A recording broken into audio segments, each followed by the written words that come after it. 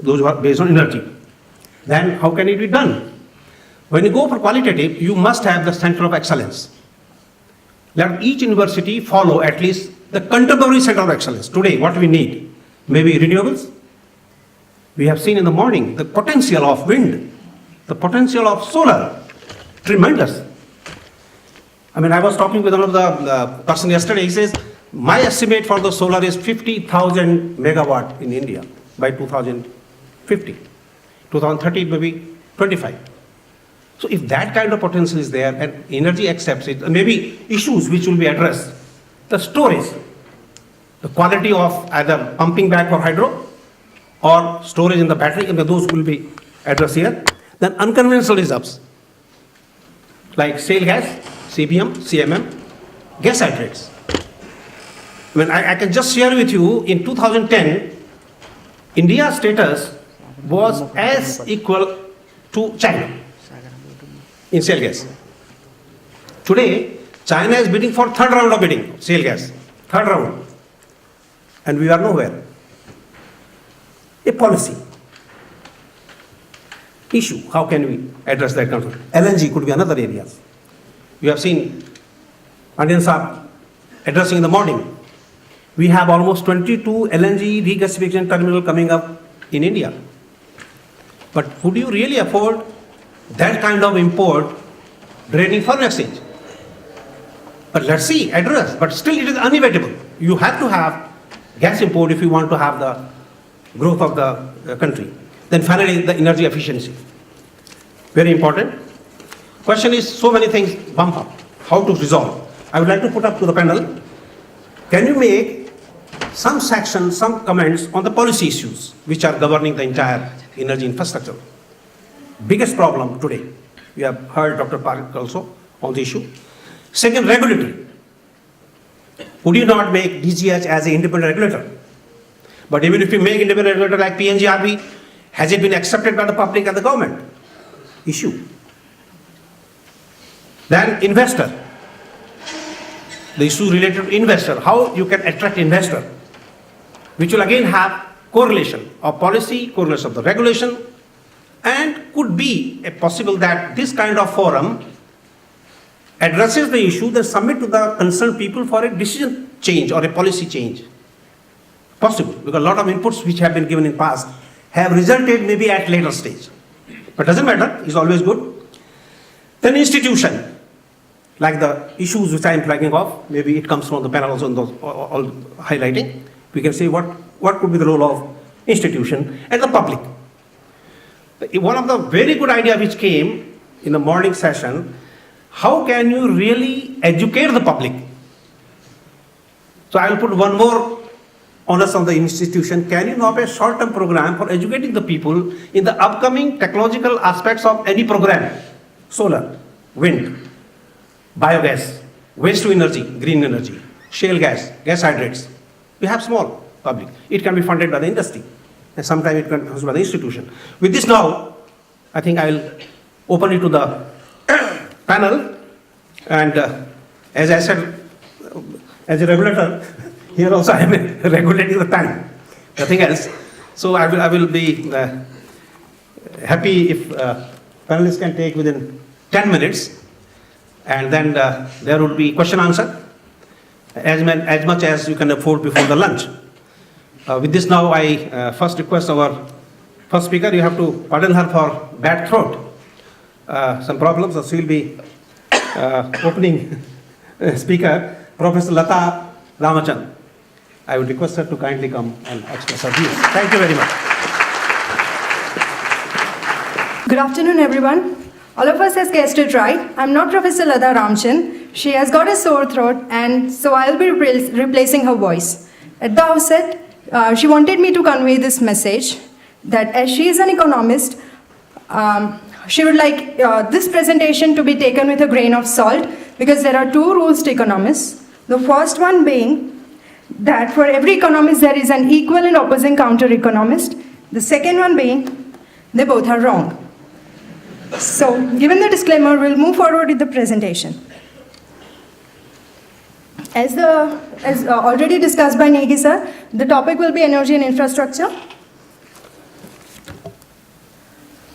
Wallace Pratt was the petroleum geologist who lived in the 1900s, and he said that world never ran out of oil, it ran out of ideas, meaning that all our problems can be resolved through creative ideas and actions. In this presentation, we'll provide a global view of the demand and supply of energy sources and the challenges to accessing energy. The energy trilemma is very much self-explanatory as given in the slide. Considering the paucity of time, we'll try and move the presentation faster. A global view, that is, which will describe where are we, where do we go from here, and considering the implications for emerging markets as well as infrastructure. Prior to 1970s, the prices were really flat, with supply approximately matching the demand, leaving energy producers with no pricing power. In the 70s, there was a military campaign against Israel by the Arab nations, briefly known as Yom Kippur War, which led to oil embargo on the US, the immediate effects of which were the increase in oil prices by 7-fold. Post 1970s, the slide is also sort of self-explanatory. So we'll move forward. Since the 2000s, emerging markets have been the demand centers.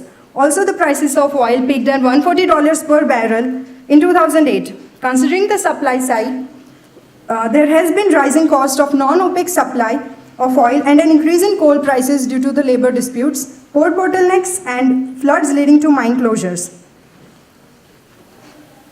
Since the 2000s, when it comes to natural gas, there has been smallest increase in the prices, primarily due to the US shale gas revolution and the lack of LNG terminals to export, leading to a glut in supply. Now, where do we go from here?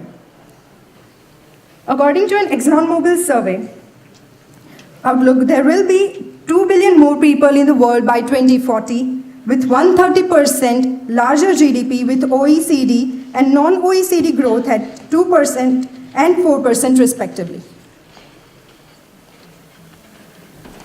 35% greater demand for energy, 60% of which will be supplied by oil and natural gas. China will be leading the demand side, whereas India will occupy the third position after China and the US. Coming to the energy demand, when it comes to residential and commercial energy demand, residential will grow by 20%. The global fleet will double from 800 million to 1.7 billion, with 80% of this growth in the non-OECD countries, as China and India are expected to increase their levels by 500%. China, India, and Brazil will see the largest increase in commercial transportation demand, with India leading the group. Coming to industrial demand, currently this sector accounts for 30% of the energy use, with demand expected to increase by 33% through 2030 and then flatten. Industrial demand will be led by demand from the chemicals sector. In this sector, the demand is rising 50% than the overall demand for energy, as global production of petrochemicals is to double, primarily for asphalt, for road construction, fertilizers, and fuel for agriculture. Coming to the electric power, currently about 1.3 billion people lack access to power. Per capita demand is expected to increase by 90%. Per capita usage in Asia Pacific expected to double, and per capita usage in India to quadruple. Glaring fact to note here is that OECD countries will account for 25% of global emissions, down from 40%. Considering the overall scenario, when we look at the holistic picture, demand for oil is expected to rise by 25%, led by transportation demand, with demand for natural gas and renewables rising by 65% and 60% respectively. This is the overall energy mix. Here, renewables include biomass, hydro, geothermal, wind, and solar, and biofuels. Now, coming to the energy supply.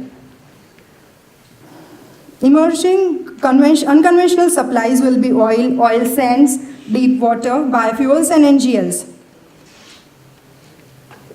In 2040, tight oil will account for 5% of global liquids production and will be led by developments in North America and Russia. North America's liquid production will rise by more than 40% from 2010 to 2040 based on oil sands, tight oil, and natural gas liquids. Tight oil. As per the US Geological Survey in 80s, there were 55 years of supply in 2012. This rose to 125 years. By 2015, tight oil supply in the North America will surpass any other OPEC nation's current oil production except the Saudi Arabia. Moving on to natural gas, the recoverable sources of natural gas equivalent are 200 times the current consumption. On the other hand, global demand for natural gas is estimated to increase by 215 billion cubic feet per day. However, unconventional or shale gas production has come up in US, Australia, Indonesia, China to the rescue. Considering the holistic picture over here, US will become the exporter, next net exporter, with Middle East continuing to export and Europe and Asia being the net importers. There will surely be an expansion of trade, hence we need infrastructure to support the trade. Energy infrastructure. The 57 trillion increase in infrastructure investment that will happen over the next 18 years is nearly $36 trillion higher than that was invested in the last 18 years. In the US, annual cost of the road congestion alone is $101 billion. Value of infrastructure in the most economies is on average 70% of GDP, whereas in India, it is below average, which is 58%.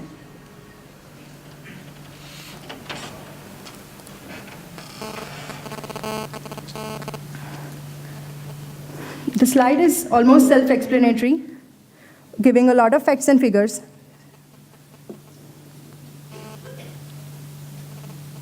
So, an increase in investment in infrastructure in India by 1% of GDP will mean 3 to 4 million new jobs with better health and lower healthcare costs. Upgrading water and sanitation in Ahmedabad led to reduced health insurance claims by more than 50%. A 10% increase in electrification rate in Assam improved literacy rates by 1.7%. With full electrification, literacy would go from 63% to 74% and also will reduce income inequality. Regarding formation of the public policy, these are some of the solutions that the government must foster innovation. Public-private partnerships can be a lucrative model as obviously seen in case of Pandit Dindayal Petroleum University. There has to be a transparent legislative process, of course.